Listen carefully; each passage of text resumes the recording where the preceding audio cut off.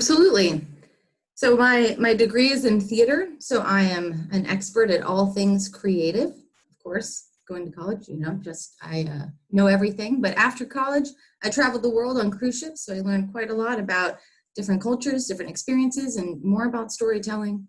I now started a business about 2 years ago, and I'm the social media and membership person for the Fremont Chamber of Commerce, and now the social media manager for the Seattle Good Business Network. So let's go ahead and get into Learning Lab, how to use social media to increase sales. And there's a lot to cover in these 10 minutes, so I apologize for how quickly we will be going through them. And of course, the remainder of the time is all about your questions. So let's go. Why invest in social media at all? Now, these were the statistics that were included with the Learning Lab description. Basically, the answer is that it's cost effective. It's the perfect arena to learn more about who your audience is, who your ideal customer is, and each social media platform offers analytics and insights so that you can better target all of these people.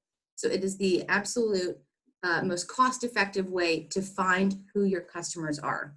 And if you are not on social media, but your competitors are, you're really missing out. So this is a typical sales funnel: awareness, interest, decision, and action. So this is a theoretical journey of your customer. And if a potential customer isn't aware of you, they can't be interested, they don't have a decision to make, and so they can't act. So social media comes in these two first steps: awareness and interest. So driving awareness and interest, now these numbers for how you would like to stay relevant and top of mind on each of these social media platforms and how you want to get visibility, these numbers are kind of high, especially if you don't have a dedicated social media person. But you would always, instead of trying to hit a metric or hit a daily post number, you would want to just focus on offering quality over quantity. And even though these are above average, there's something to maybe aim for eventually. And no one will miss, no one will notice if you skip a day. Remember, there's enough content to be ingested all over social media, so no one's going to be holding you to a content calendar. So all day your audience is being told to do things and to buy things, and a lot of social media sales is simply, people are running their account to just tell you to do something. Hi, it's Monday, you can buy this. Hi, it's Tuesday, you can buy this. Hey, it's Wednesday, guess what? You can buy this thing. Well, they already know that they have buying power and that you're empowering them to do so. So how you're going to stand out from your competitors is that you're going to tell them in a different way, or you're going to do more of a passive sales. And so this is where, instead of a product, we want to talk more about mission. So all of these companies are really well known, and all of their social media is very limited about telling you about their products, and they're not really selling you. They're just telling you about the great stuff that they're doing. So Nike, their mission is to bring inspiration and innovation to every athlete in the world. If you have a body, you're an athlete. So they're defining their audience as every person in the world, and they're appealing to aspirations. So none of these are about products. Starbucks, to inspire and nurture the human spirit, one person, one cup, and one neighborhood at a time. Microsoft, our mission is to empower every person and every organization to achieve more. No mention of products. So you'll have more engagement on your social media if you appeal to people's hearts, desires, and aspirations. And that's what makes meaningful content. Meaningful content answers these questions. How will my life be better because of you? What problem do you solve? What need do you fill? What mission or cause am I supporting by purchasing from you? Why you and not any other business? Which of my desires or aspirations are you fulfilling? Am I emotionally connected to what you're doing or what you're promoting? Now, every single post that you do does not need to check all of these boxes, and you don't need to have an existential crisis every time you try to write a tweet, but just start thinking about your social media content in forms of value provided rather than a continual request for your followers to make a purchase. When you read the newspaper, if you do, you don't spend your time in the coupon section. No, you go to the sections that interest you. And on social media, you don't stop to look at the ads. You scroll by them because you're looking for, the updates from your family and friends. So if possible, you should be providing meaning 80% of the time, and then promotions 20% of the time. So more meaning and more value than the ask.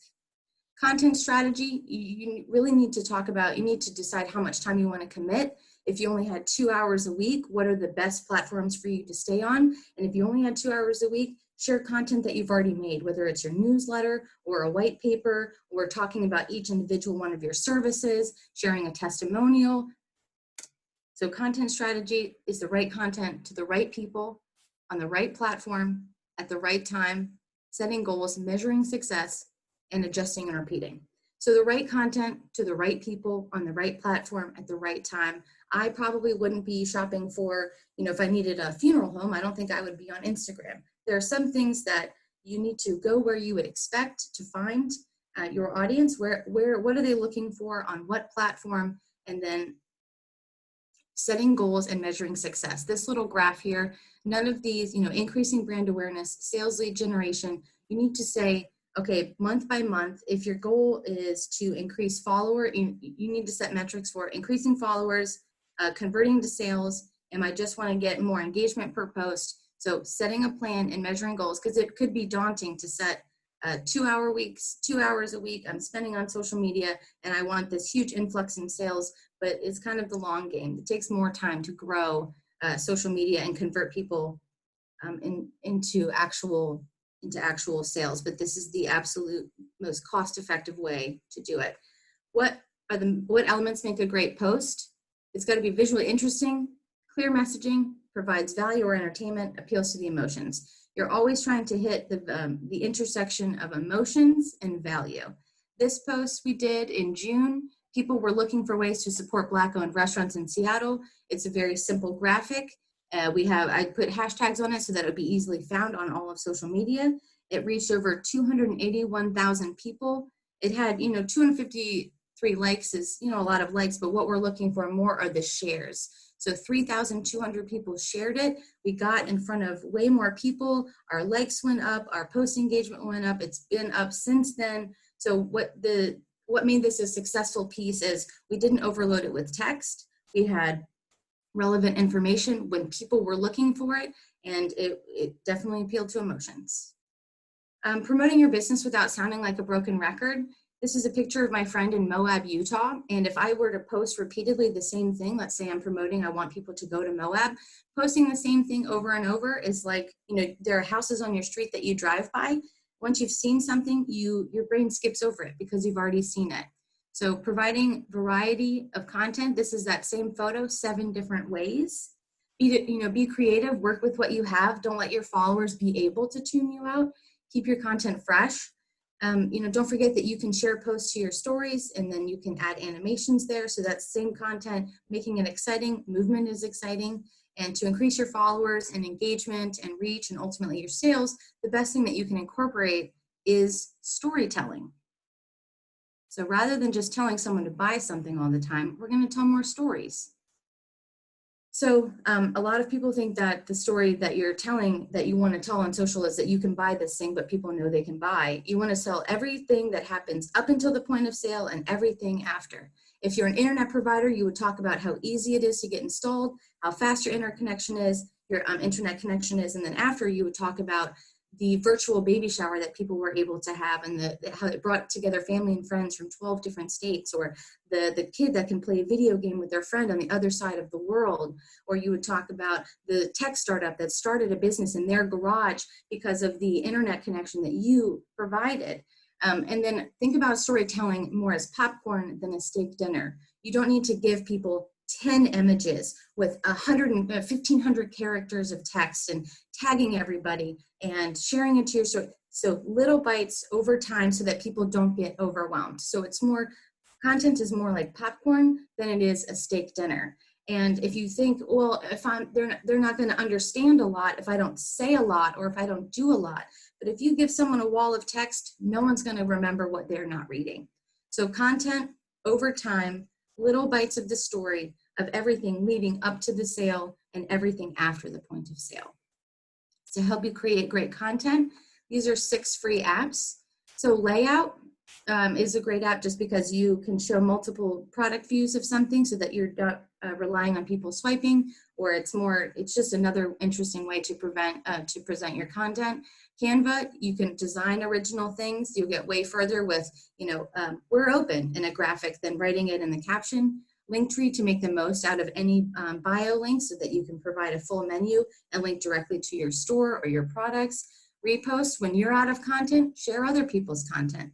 Video shop, video viewing is up 80%. So if you don't have movement, that's another way to amp up your content, is to shoot a video on your phone. And then Boomerang, more movement. It's super simple, takes 2 seconds to do, and you'll get more engagement with the Boomerang rather than just a static post. And in conclusion, big takeaways. So posting regularly for awareness and driving interest, 80% value, 20% promotion is what we're trying to hit. You have to have variety so that people stay engaged and don't sell a product, but tell a story. Andrea, how much time do I have? How did I do? You did great. Thank you. I think we'll dive right into questions. Nice work. And just as a reminder for everyone, we'll be sending along these slides and the video. So if you didn't catch a part and you were like, oh, she went over that too quickly, you're going to see these slides. So you'll be able to review them as in the future.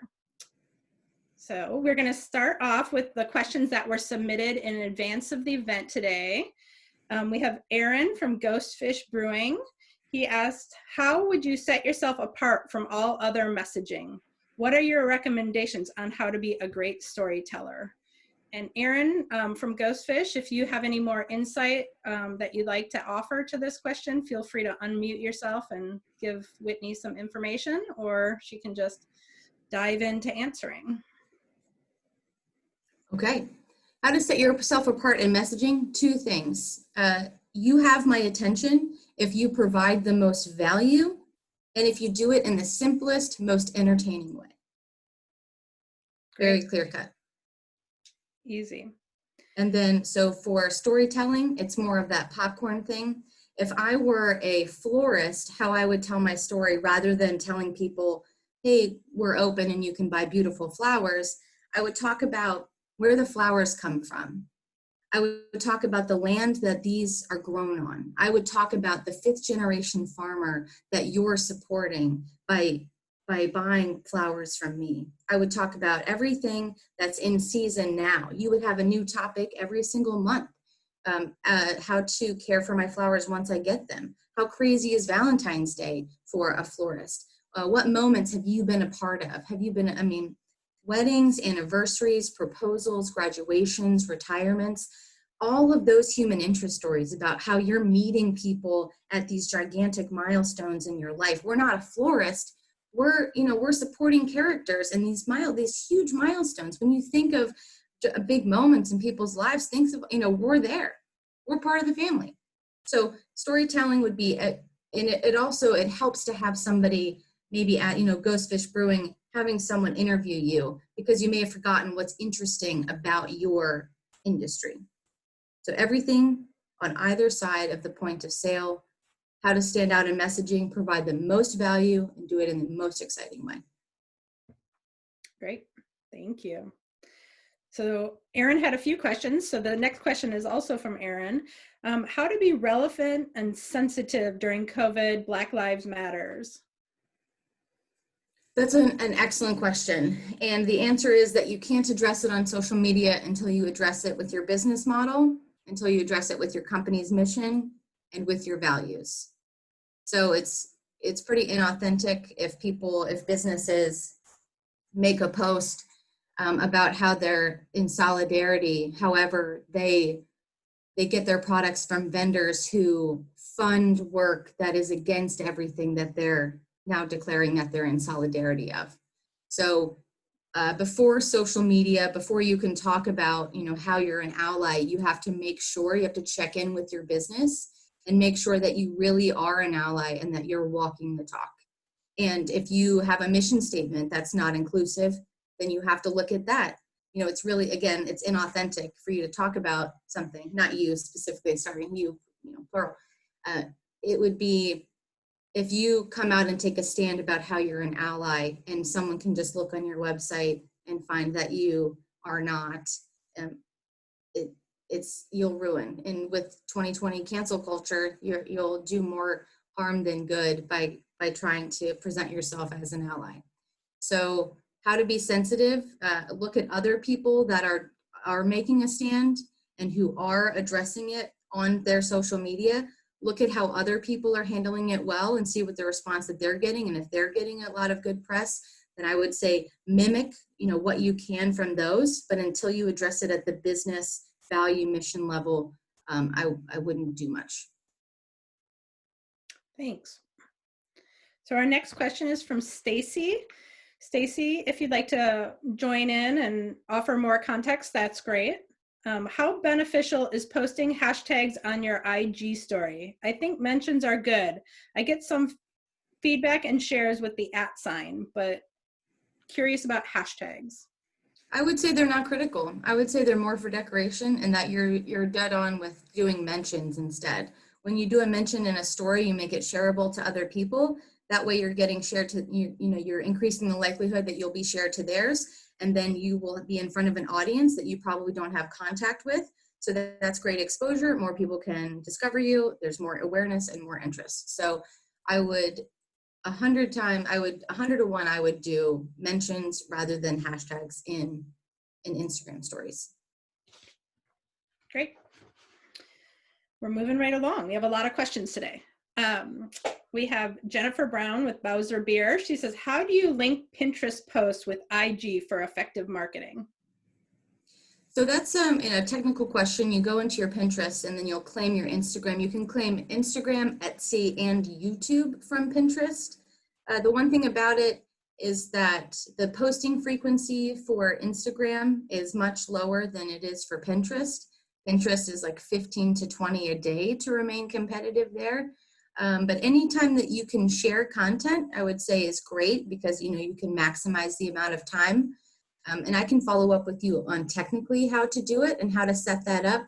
The biggest thing with Pinterest is that you would want to make sure that your product descriptions are entered because people are on Pinterest to discover new things and they're searching a lot of different terms. So you probably wouldn't be adding that kind of product description or the same terms onto your Instagram post. So I would just worry about would I be losing some traction because I'm not updating my Pinterest posts so that people can find them. Great, thank but you. I can follow up with you directly about technically how to do it. Our next question is from Carrie of Puddles Bakery. Carrie, feel free to add if you have anything here. What are helpful ways to engage with a Pinterest audience? I've participated in virtual events where I get quality traffic and new followers. Any suggestions on how to convert into customers with Instagram primarily? Instagram primarily. Well, that's, really the question that we're all trying to answer with how do we make people do things?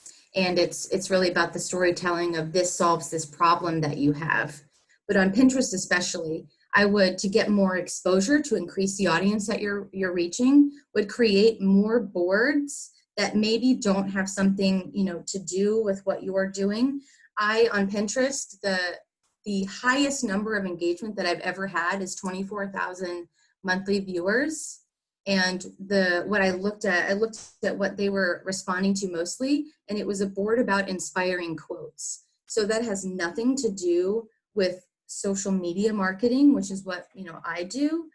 But just having that board on my page brought in so much traffic. I would look at what are the other boards that you can add interest to bring in more people, and then more people could result in more conversions. So let's see, Pinterest. And then on Instagram, I would say, again, solving the problem. And then from the link in your bio, making it super easy so people can purchase from you. What is the user experience? How many steps in between me looking at a post where I say, oh, I want this, to actually being able to enter my credit card number? Great. Carrie, anything you want to follow up with about that question? Nope. No. Thanks. You're good. Okay, great. Jennifer Brown of Bowser Beer again asks, how can you measure ROI on Pinterest and Instagram? That's a very technical question because I'm not sure what your personal goals are. And then the return on your investment, I would have to know what your investment is. And if we're considering money that you're investing in your social media, or if you're paying someone to do it, or if you're thinking of time, that if I invest 5 hours a week, how many more followers do I get? How many more actual conversions? So that's something that we can talk about directly after.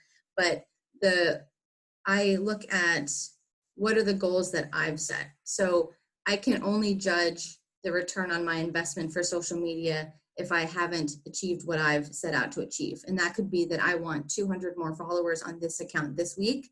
Every post has to get above 50 likes. Every story has to be viewed 20 times, or there have to be, at the very end of the sales cycle, do I need 20 more members this month?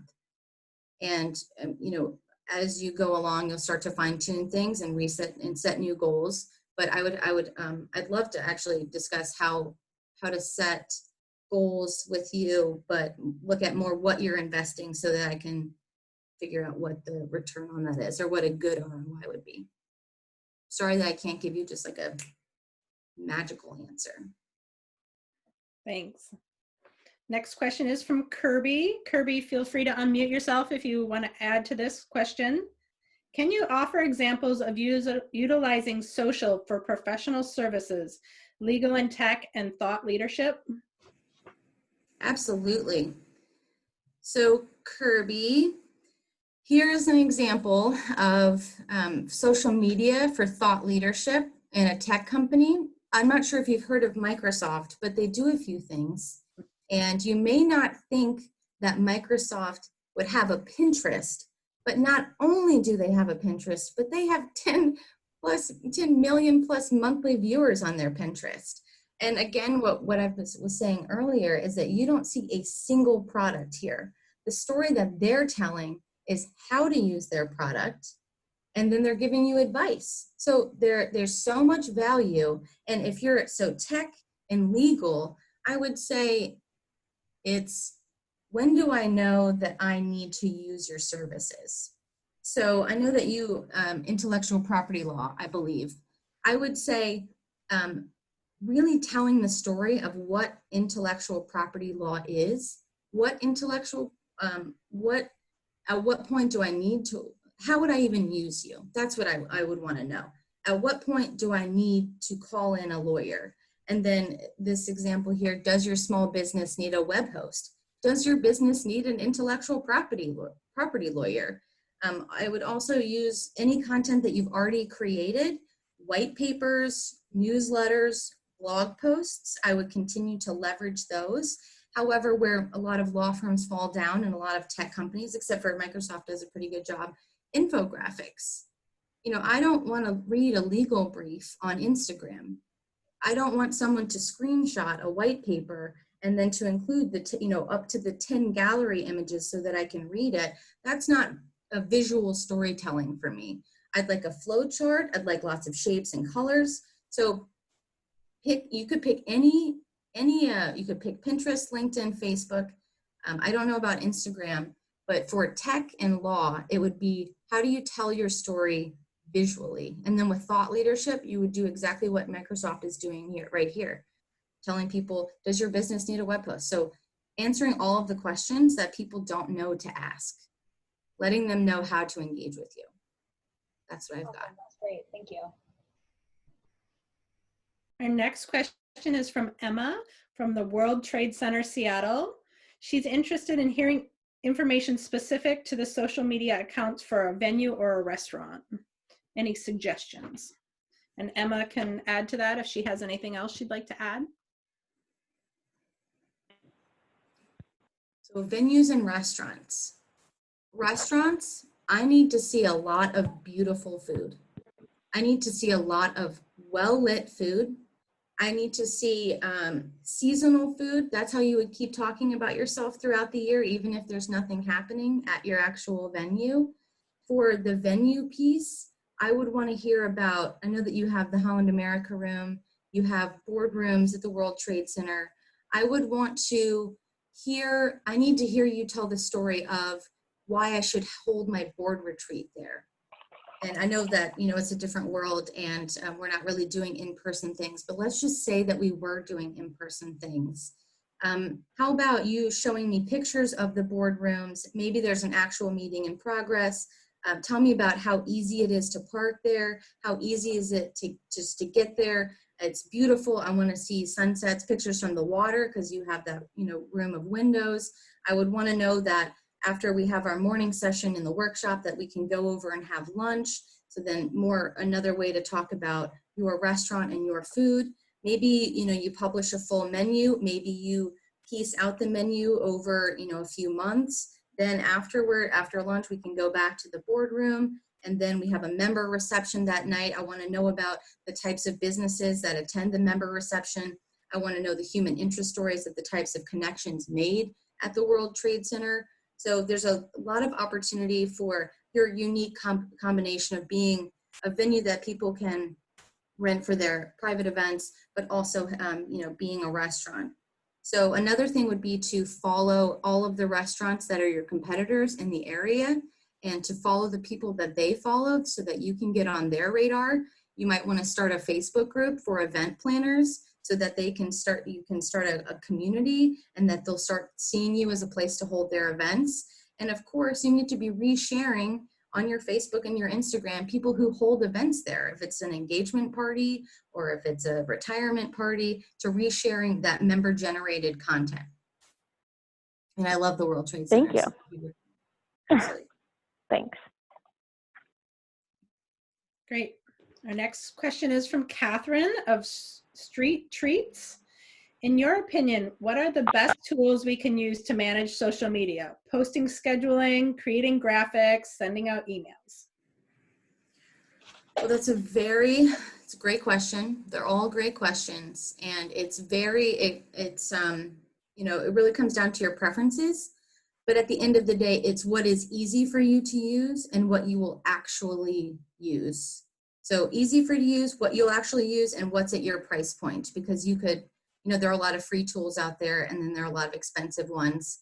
So at the end of the, you know, that being said, that it really comes down to your preference. That I enjoy Hootsuite for social media scheduling, and that I can schedule out Twitter, Instagram, Facebook, LinkedIn for, let's see, scheduling, and then what was the other one? Emailing. Creating graphics. I have Canva. I had Canva for a couple years. I used the free version.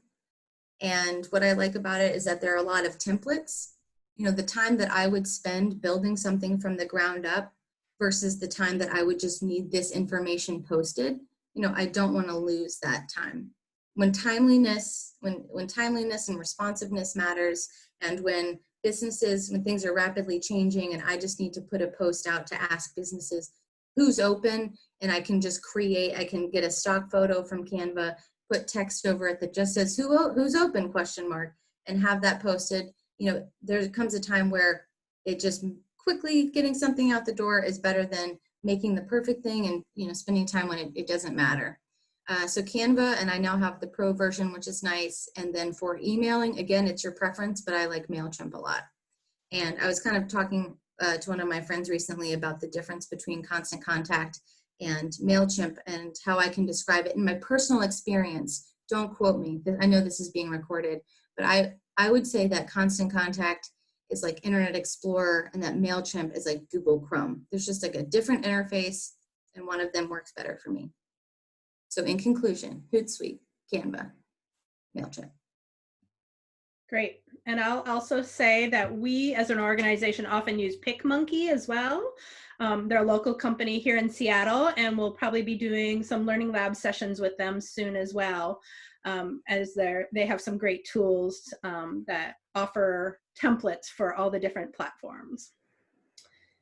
Our next question is from Elizabeth of Rusante. Elizabeth, feel free to chime in. It has been increasingly difficult to create engagement on Instagram with their algorithms. Many of my clients have shared that they never see my posts, even though they're following me. The number of likes and follows has dramatically decreased despite our increased activity. I'm having a really hard time reaching my audience. We can't afford to promote every post just so it can be seen. Do you have any insights on this? So playing the Instagram algorithm it's an ever-changing game. It's a moving target. I would recommend to really just Google articles about how to play the newest release of the algorithm. It used to be that Instagram would determine how effective a post was going to be long-term based on how it performed in the first 30 minutes. So how many likes it got, if it got shared, how many comments. It used to judge your comments based on the length. So they needed to be at least 3 words to kind of register. Now it's a comment of any length. If there are people that you know you want to see the post, I would say to tag them in it. But it's an ever-changing game, and because Instagram keeps trying to level the playing field for people so that they, it's not just a science, so that it's more about quality posts. I would say another thing would be to follow all of the people that are in your industry and to follow the people that they follow and other vendors so that you start being recommended to more people and you can be in front of more people. Playing the algorithm is difficult, and I don't think that you should have to invest money to be seen, and you don't have to promote every post, and it's actually more authentic when you have an organic following and people are seeing what you're doing rather than it being sponsored. I had another thing. It was going to be brilliant. It was going to be so meaningful. It was going to make a huge difference, and everyone, it was going to be life-changing. I forgot what it was. The algorithm, likes, comments, how it performs over time. Okay, the algorithm also, analytics, I can't tell you enough how creepy analytics are on Instagram. It will show people posts based on what they've liked previously and based on their behavior and the kinds of accounts that they've interacted with. And not only have they interacted with, but the ones that they've interacted the most with. So Instagram is actually thinking for you, and it's showing you what you think that you'll like. So it's not even giving you the chance to sort through and find what you want. It's telling you if you go into the library, you're not going to be browsing, you're going just here, and we're showing you what you like, because if we do that, you will stay on Instagram longer and we can show you more ads and we can charge more money. So in conclusion, it's weird. It's weird. It's weird for everyone. And the best way to navigate it is to actually look up how to play the algorithm. So there are way more articles, and I could follow up with you about articles, playing the algorithm. Great, thank you. I'm sure everyone would appreciate those articles as well. So we'll add those to our email we'll send after the event. The next question is from Kim from ICF, Washington State. What's your favorite app for seeing all your deadlines and getting reminders as a team? Well, that really comes down to, project management software. Personally, how I manage things, having a group Google Calendar that you can assign tasks to, or having Trello where you can assign deadlines, or personally, I do a lot of Asana. So having a digital to-do list in Asana. It does fall into the same line of, what works best for you, and if people actually log in, because if you're not logged into Google, and if you're not checking the Trello board, or if you're not logged into Asana, it's a moot point. So again, what people will actually participate with, but that really comes down to project management preference. And I'm sure a lot of people on this call would have some great advice about how they manage their deadlines. And it is difficult when you have, remotely teams that are, far apart. In conclusion, what works for you? I'll say people can add their suggestions to the chat box so everybody can see them as well. Like you said, I'm sure a lot of people are using software they're really happy with. So feel free to add yours so everyone else can check out those suggestions. The next question is from Flora of Flora Feltz. I have difficulty finding my customers on the web. Tips would be welcome. So on the web, as in social media, or just competing with Google rankings, or search engine optimization? I'm curious what, to define web. If it's a social media thing, I would say on Facebook, I would invite everyone that I've ever met to follow me on Facebook. Any person that likes a post of mine who I don't know and who hasn't liked my page, I'm inviting them to like my page. I might start a Facebook group, or I might look at craft groups to join and talk about myself. I might start a meetup, which again, if in a different world, I might, a digital community or a virtual community, I might join other virtual communities of artists. I might put an ad on my Nextdoor app that I'm going to be doing a virtual class. I know that you did an Instagram channel and it's an IGTV video. I would do way more of that, since video viewing is up 80% during these unprecedented times. I would say to give more content, to give your people more opportunity to discover you. I would say hashtags would be critical, so that more people, giving people the opportunity to discover you if they follow certain artists' hashtags. I would follow other artists in the area. I would follow the people that follow them. I've increased a follower count on Instagram like 200 in a matter of days by following 500 relevant people. So Instagram is all about, following and hashtagging to be discovered, staying active. Facebook, you can create a lot of community there. Pinterest, if you're not on Pinterest and you provide a product, that's a really big missed opportunity. You are really opening, people are there for products. They're there for ideas. So being on Pinterest is another great way to drive interest. And then you could link to a link tree that has your Instagram, using each of your social media sites to leverage, to point to other social media is another great way. And by having more of a presence, more people can find you. And don't be afraid to follow people. Don't be afraid to follow the people that follow your competitors or anyone else in your space. Great.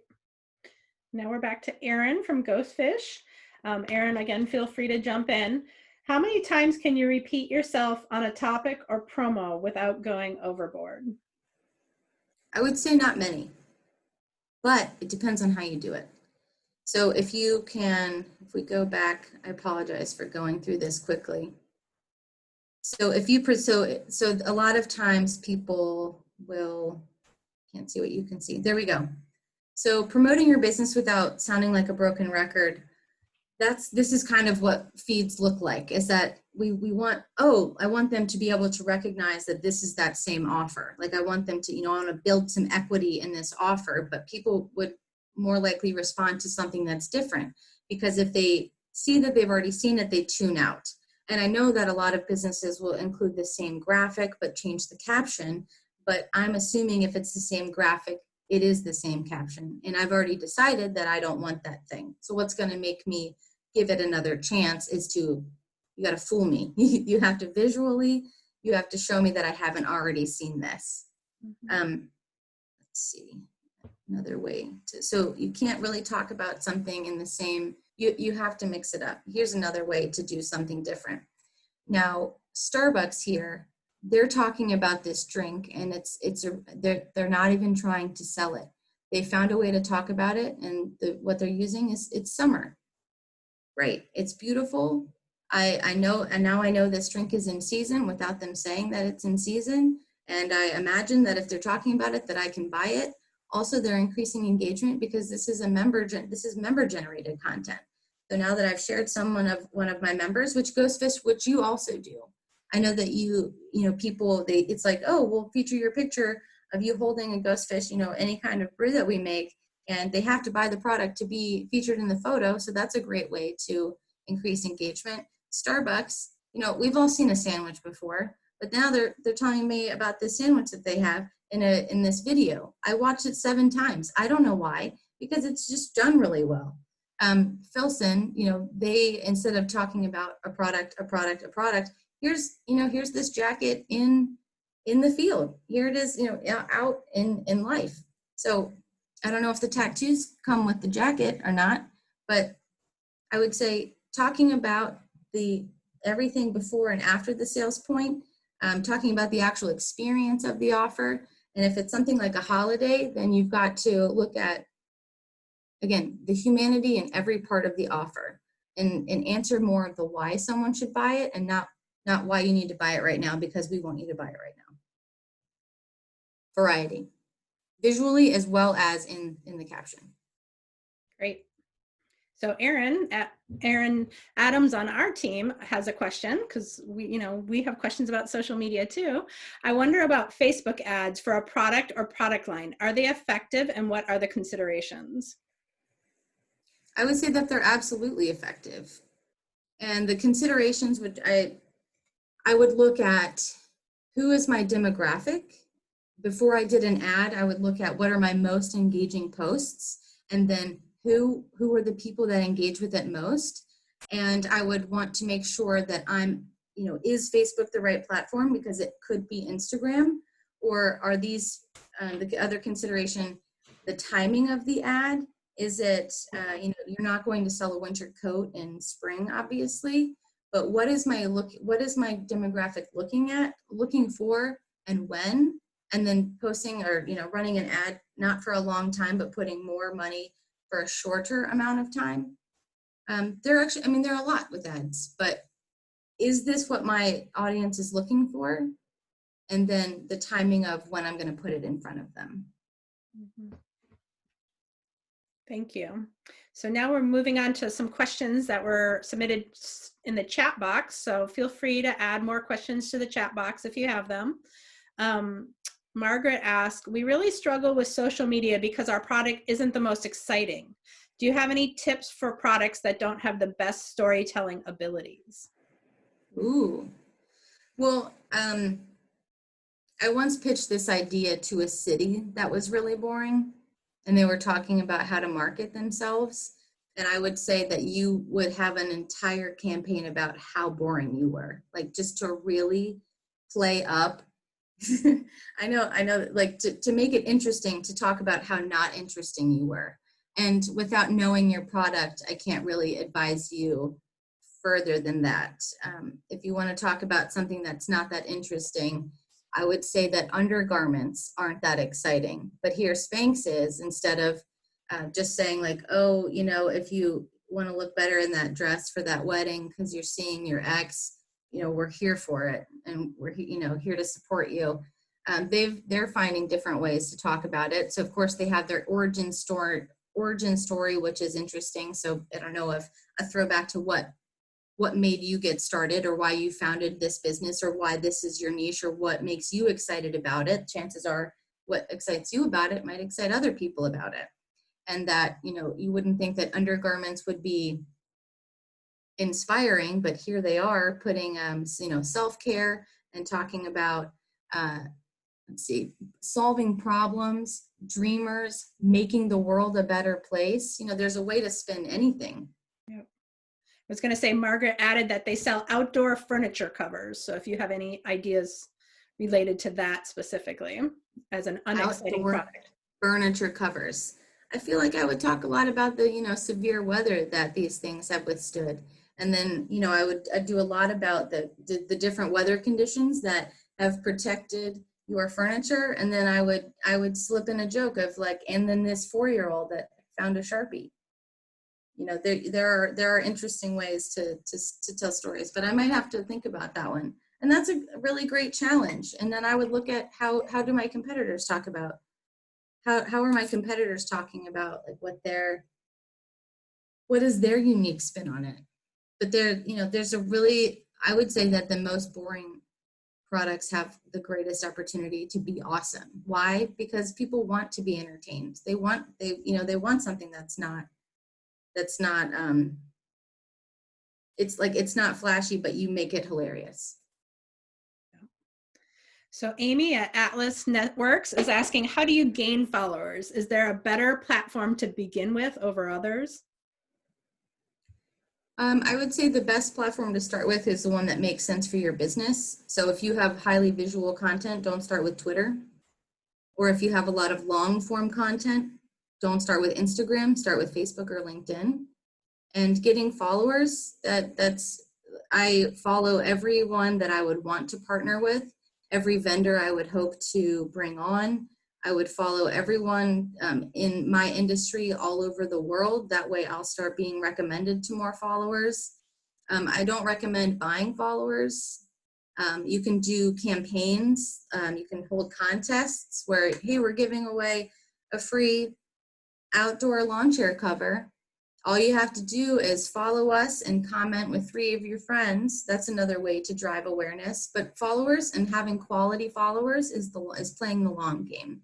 And I don't recommend buying followers just because you're not converting those. Those are, robots, and that's not what we're doing, because you can't convert those into sales. So there's a lot of different ways, but it's a little bit tedious. Thanks. Natalie of Body Point has a question. She said, we recently sponsored some ads on Facebook that generated a few negative comments by trolls. Is there a certain amount of that to be expected, and any advice for avoiding it or handling it? It's totally to be expected. There isn't a way to avoid trolls, and I'm hesitant to respond to trolls just because there are people that have decided that they are against this product or my company or their board, or there's really no way to avoid it. In all of my time with social media, I have settled 2 arguments on Twitter. That's it. In my lifetime, 2 arguments. There's not really a way to win. A lot of times you can respond in a funny way, but that might only add gasoline to the fire. Wendy's their Twitter trolls people all the time, and it's like entertaining, but there isn't a way to avoid it, and you can't turn off comments. And I would look at, are they saying something that is feedback that you actually need to address? Are they making a good point? Or if they're just mean, then that's who they are in their life everywhere, and there's no way to win. And you can't comment who raised you. You can't even engage it.